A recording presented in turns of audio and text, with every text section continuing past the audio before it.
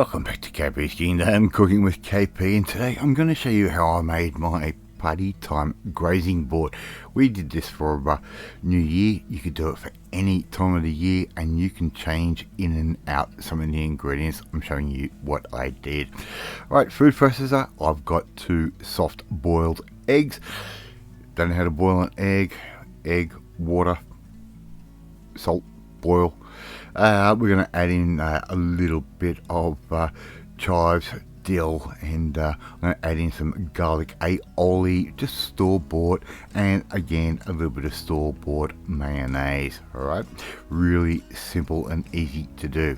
Right, this thing is not going to take you very long at all to put together. Alright, we're going to give that a blitzy blitz, and we're going to basically make up this nice little egg type dip. Alright, and it should look something like that. I'm going to put that into another bowl a little bit later. I've got a few slices of bread. I've taken the crust off, cut those into little triangles, quarter style triangles, putting that down on a sandwich press. We're just going to cook those off until they go nice and toasty. Really simple, and these work great instead of using like a Crustkits or whatever, and they'll cost you a lot less as well. Right, once they're cooked off to your liking, take them off and just put those aside and let them cool down. Alright, as you can see, we've got a little bit of different colorization here and there. Right, I'm going to put down my my egg dip. I'm going to put down a little bowl of some mini crackers, a tray with a little dish with some capers, some horseradish, and some Kalamata olives. I'm going to add some salami. Use the salami that you like, right? I'm just using a mild Danish type salami. We'll put down our breads right straight in the center, and people can dip that into whatever they like. Alright, I've got a nice little wheel here of some camembert cheese. I'm leaving the paper on the bottom just so it doesn't get the board too dirty.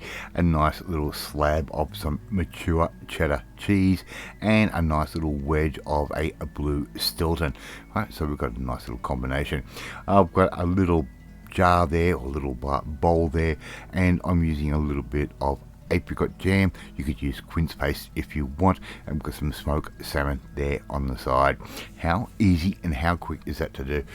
Absolutely perfect for sitting down, watching New Year's fireworks, or whatever event that you like. Love you, see you try and make this one at home. Thank you so much for watching this video. Appreciate it so much. Thank you if you have subscribed.